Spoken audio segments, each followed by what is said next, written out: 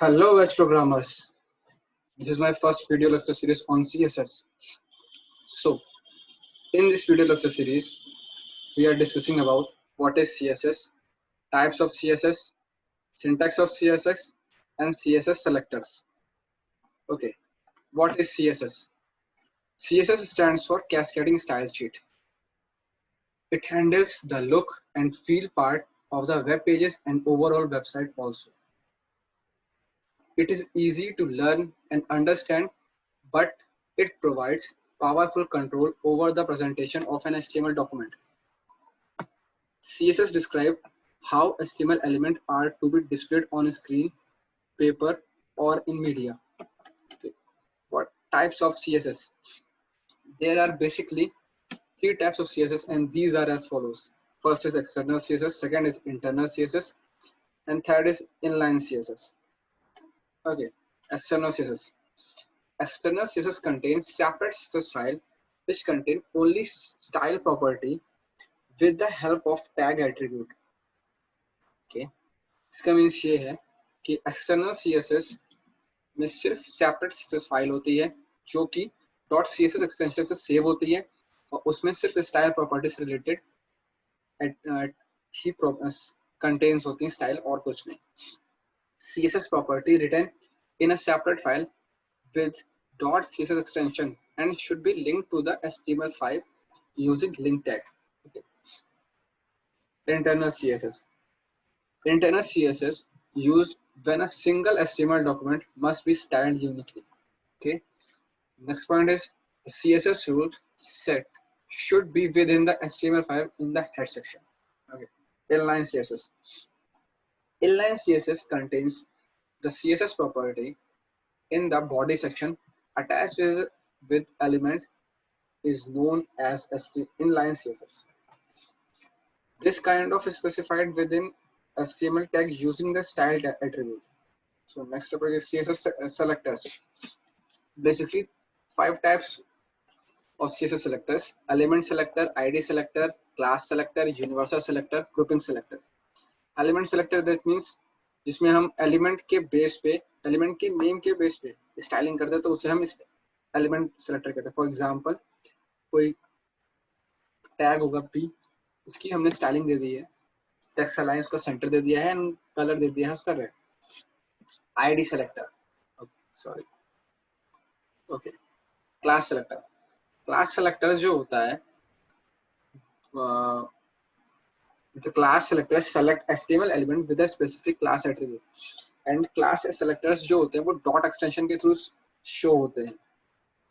से for example से यहाँ पे इसमें दे रखा है कि डॉट सेंटर, सेंटर एक टैग है, bracket open, braces open, text align centre colour red. ID selector. ID selector use the ID attribute of an HTML element to select a specific element. With the help, that means with the help of ID selector, हम एक particular attribute को ही select करते हैं, उसी की styling में changes करते हैं. इसको रिप्रेजेंट करते हैं हम हैश के थ्रू. से for example hash para1 and braces open, text align centre colour red. से example universal selector. The universal selector is denoted by star and it changes all the element style of the page.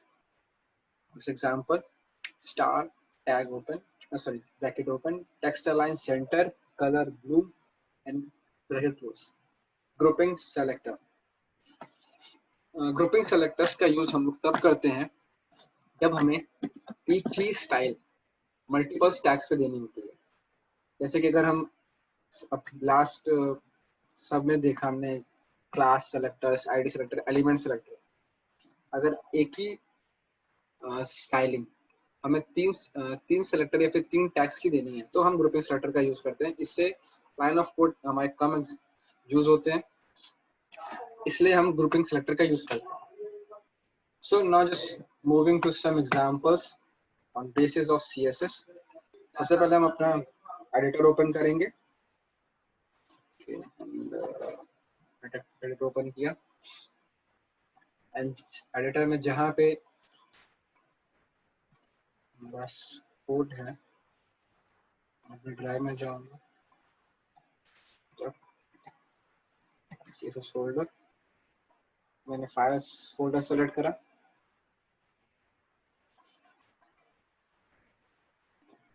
Folder select करने के बाद सीधा सा normal यहाँ पे एक आया, मैंने एक फाइल ली जिसका मैं नाम रखूंगा simple first dot html, and इसके बाद इसको मैं सेव कर लेता हूँ।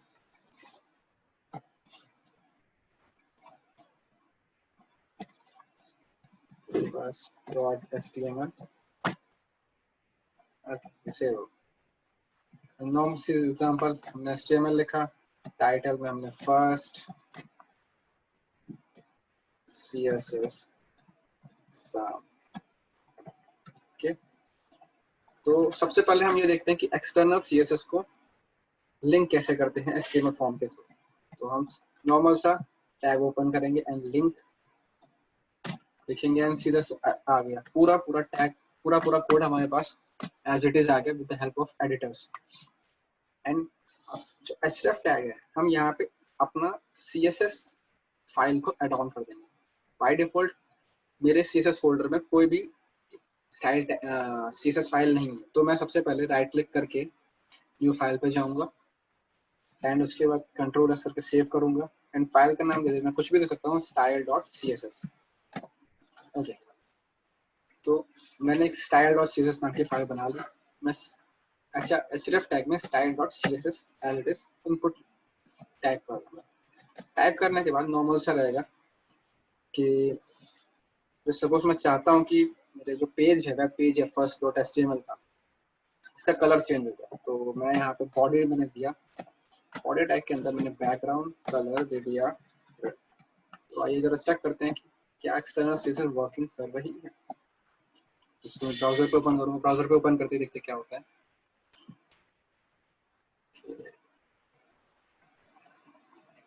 ब्राउजर पे ओपन करा एंड इसके बैकग्राउंड में रेड कलर शो हो रहा है बॉडी, बट हमने यहाँ तो कुछ चेंजेस किया नहीं। So with the help of style.css file के अंदर बैकग्राउंड कलर हमें रेड दे दिया था, तो इस वजह से पेज जो फर्स्ट डॉट html फाइल है इसका जो बैकग्राउंड कलर है वो चेंज हो चुका है पूरी तरीके से। तो इस तरीके से एक्सटर्नल CSS क्रिएट की जाती है एंड उसके बाद उसको अपनी HTML फाइल से लिंक किया जाता है। तो सबसे पहला एग्जांपल तो ये था कि एक्सटर्नल CSS कैसे रिप्रेजेंट करते हैं। एंड इसके बाद अब हम चाहते हैं कि हम यहाँ पे कुछ टैग्स का यूज करते हैं। एग्जांपल हमने h1 टैग लिया एंड h1 टैग के दे दिया कि my first heading, my first content on my first lecture, okay, on CSS। Simple सा हमने दिया एंड रिफ्रेश करा page, my first lecture on CSS। अब हम चाहते हैं कि हम इसको इंटरनल CSS के थ्रू इस टैग की स्टाइलिंग करें। तो सब सिंपल है, हम हेड टैग के अंदर जाएंगे, हेड टैग के अंदर सिंपल सा स्टाइल टैग ओपन करेंगे, स्टाइल लिखा, स्टाइल टैग पूरा ओपन हो गया। अब हम चाहते हैं कि सिर्फ हम इस पर्टिकुलर h1 टैग को ही h1 टैग की स्टाइलिंग करें। तो हम सिंपल सा h1 लिखेंगे एंड यहाँ पे जा करके background colour, sorry background colour लिख रहे हैं हम ब्लू। तो जैसे हमने ब्लू दिया तो देखिए इसका पूरा बैकग्राउंड जो है my first lecture on CSS का बैकग्राउंड पूरा ब्लू हो गया। एंड हम इस पे चाहते हैं कि कुछ इस पे कलर दे दें, तो कलर देंगे तो हम जैसे कि कलर दे देते हैं इस पे ब्लैक, वाइट। तो सिंपल सा वाइट इस पे कलर आ गया। तो ये एक इंटरनल CSS का एग्जांपल है। और साथ ही साथ अब हम इनलाइन CSS का भी एग्जांपल देख लेते हैं। तो हमने ये दिया my first, sorry, suppose I am big, I am new in IT field. So example है छोटा सा, हम कुछ भी दे सकते हैं यहाँ पे, एग्जाम्पल ये टेक्स्ट था तो हम सीधा से यहाँ पे रिफ्रेश करें तो ये हमारा आ गया। अब हम चाहते हैं कि इस पे इनलाइन स्टाइलिंग पे, तो सिंपल सा था, इनलाइन स्टाइलिंग अगर आपको देनी है तो टैग एलिमेंट जो है आपका पी टैग है, इसी के अंदर स्टाइल दे देंगे हम। ओके, स्टाइल दे देंगे। स्टाइल एक एट्रीब्यूट होता है, इसके अंदर हम कोई भी प्रॉपर्टी देंगे तो उससे चेंजेस उसमें हो जाएंगे। फॉर एग्जांपल हमने फॉन्ट साइज दे दिया, फॉन्ट साइज हमने 45 पिक्सल दे दिया। ओके, 45 पिक्सल करते हैं जिससे हम पेज को रिफ्रेश करेंगे with the help of F5, इसका फॉन्ट साइज चेंज हो गया। ओके, ये एग्जांपल होता है आपका इनलाइन सीएसएस का। अगर हमें मल्टीपल्स इनलाइन सीएसएस देनी है तो सपोज हम चाहते हैं इसी में हम इसका कलर भी कुछ दे दें, कलर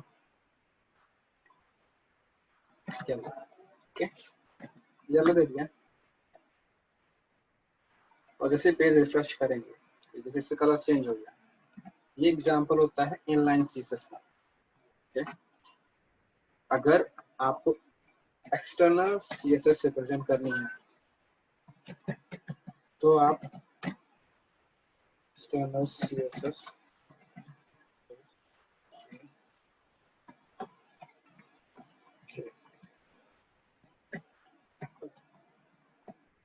इसके थ्रू हम इसमें कमेंट करते हैं एक्सटर्नल सीएसएस कोड, इसे मैं आपको बता दे रहा हूँ। सॉरी, एक्सटर्नल सीएसएस, ठीक है, तो यहाँ पे कोड स्टार्ट। अगर आपको एक्सटर्नल सीएसएस रिप्रेजेंट करनी है तो एक्सटर्नल सीएसएस रिप्रेजेंट करने का प्रोसेस ये है कि आपको सिंपल सा ही हेड सेक्शन के अंदर लिंक टैग, एक ओपन लिंक टैग का यूज करना होगा। Link reference equals to style type text forward slash CSS href के अंदर आप अपनी सीएसएस फाइल का नेम दें। अब जब सपोज ये सीएसएस फाइल किसी और फोल्डर के अंदर होगी, दिखा देता हूँ कैसे। जैसे कि मैंने यहाँ पे फोल्डर क्रिएट करा, फोल्डर का नाम दिया मैंने सीएसएस। अब इस फोल्डर के अंदर है एंड मैं एक यही सी में फाइल बना देता हूँ। फाइल में बनाई, इसको सेव करते हैं style.css, style.css। मैं सेव कर ली फाइल एंड इसका कोड उठा के CSS उठा के यहाँ पे मैंने पेस्ट कर दिया। यहाँ पे ये फाइल मैंने यहाँ से रिमूव कर दी। ओके, अब बाय डिफॉल्ट क्या होगा, बाय डिफॉल्ट क्या ये चीज आपकी CSS इसको मिलेगी ही नहीं, तो ये पेज के बैकग्राउंड में जब मैंने चेंज किया था वो देखिएगा, देखिए। एंड इसके बाद अगर हम चाहते हैं, अगर हम इसको इस फाइल को लिंक करना चाहते हैं तो हम सिंपल सा CSS फोल्डर के अंदर हमने style.css फाइल रखी थी, तो हम सिंपल सा यहाँ पे जा करके href टैग के अंदर CSS / and style.css जैसे देंगे वैसे वापस हमें इस तरीके से लिंक होती है। एंड अगर आपको इंटरनल सीएसएस यूज करना है, इंटरनल सीएसएस, तो आपका इंटरनल सीएसएस का एग्जांपल ये है।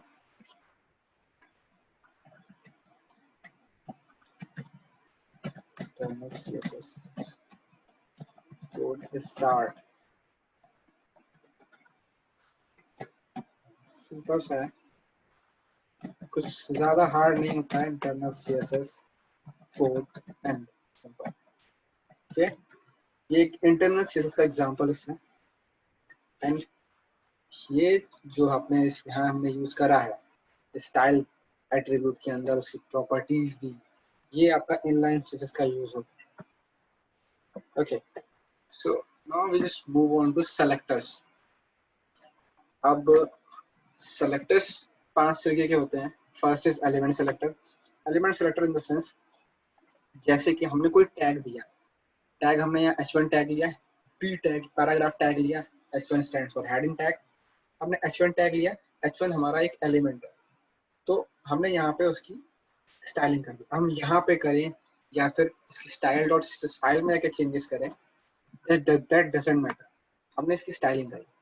तो इसकी स्टाइलिंग जो चेंज हुई, दैट मीन्स कि एक एलिमेंट है, तो ये एक एलिमेंट सेलेक्टर था।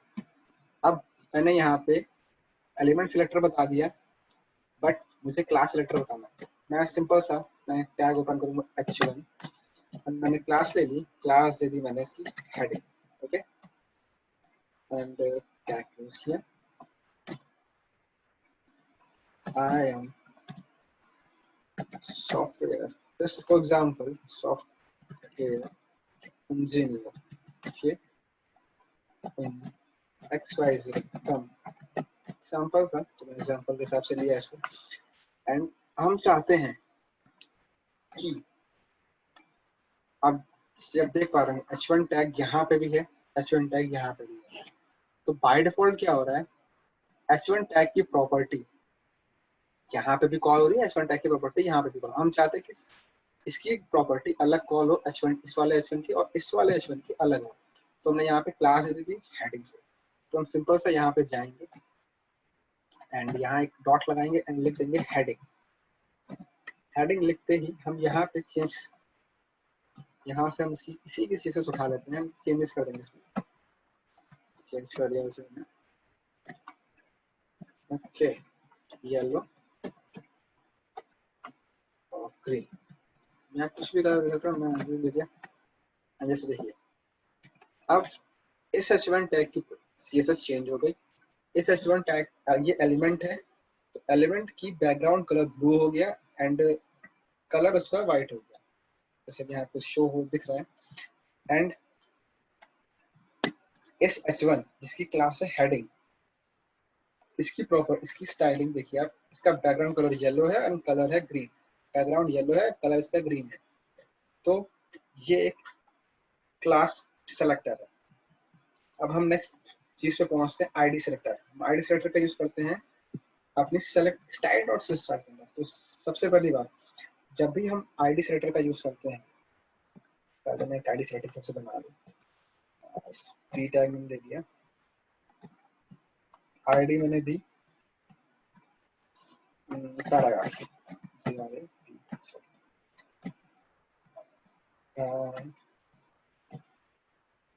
myself samples example H, मेरे चैनल का नेम है H Programmers and we are working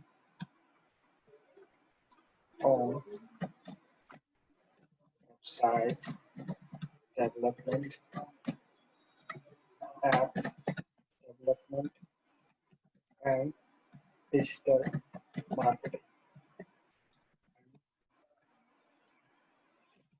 We gives lecture on all these segment. ये थोड़ी सी बहुत, तो अगर कुछ गलती हो तो देख लीजिएगा। मैंने सेव किया एंड इसके बाद नॉर्मल से इसको लिख दिया, ओके। अब आईडी सिलेक्टर, अब चाहते हैं हम स्टाइल में, तो हम आईडी सिलेक्टर सबसे पहले यूज करने के लिए, हम आईडी सिलेक्टर हमेशा यूनिक होता है, तो हम इसको हैश से रिप्रेजेंट करते हैं। हैश आईडी का क्या नाम था हमारा, पैराग्राफ, पैराग्राफ लिखा हमने, एक टैग ओपन करी सिंपल सा, कुछ नहीं, एंड वही हमने प्रॉपर्टी ली, कॉपी कर ली एंड देखिए अब चाहे, और एक सबसे बड़ी खासियत होती है आईडी टैग की, आईडी टैग पूरे भी कोड में यूनिक होती है।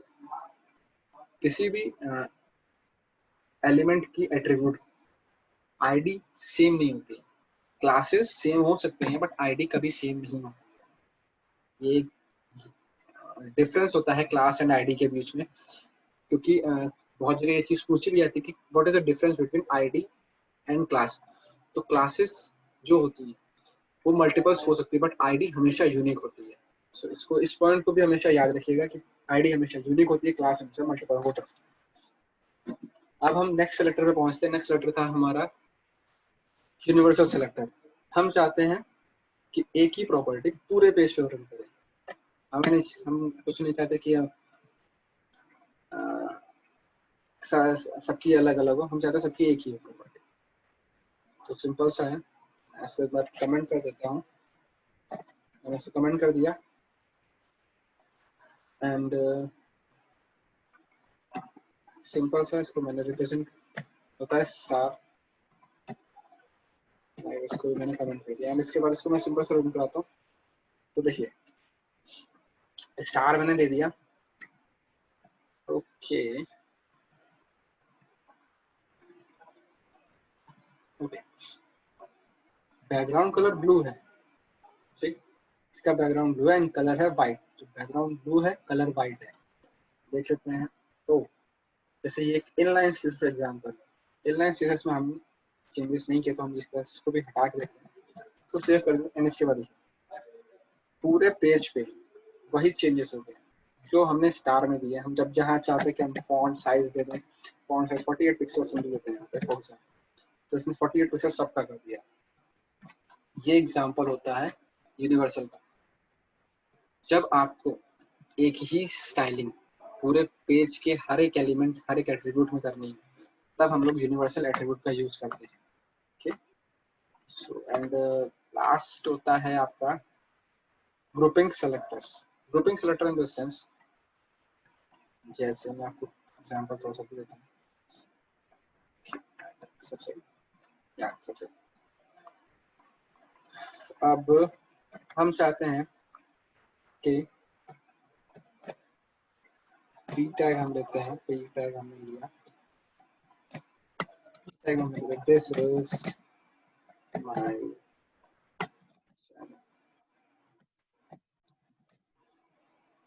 and I am post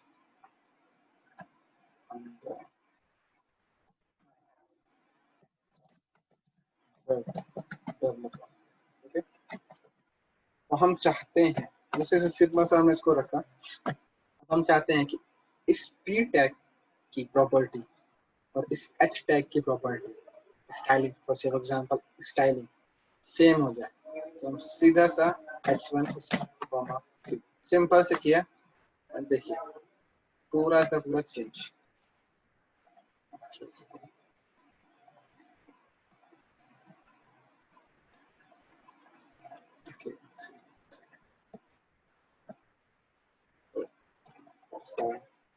confusion ना हो इसलिए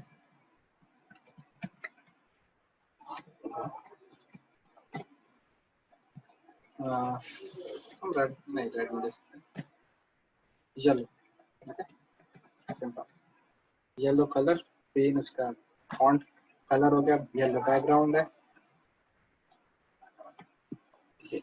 H1 एंड पी टैग दोनों की प्रॉपर स्टाइलिंग प्रॉपर्टी सेम है, दोनों का ही बैकग्राउंड कलर ब्लू है, दोनों कलर बैकग्राउंड ब्लू है और कलर वाइट है। तो this is basic example on CSS। अगर आपको मेरी वीडियो भी पसंद आई हो तो प्लीज लाइक करें, शेयर करें एंड कमेंट करें। और बाकी के जो HTML टैग्स हैं, HTML की जितनी भी चीजें हैं जो मैंने छोटी मुझे पता है, उसको मैं बहुत जल्दी अपने गिट अकाउंट पे अपलोड करूंगा। Thank you.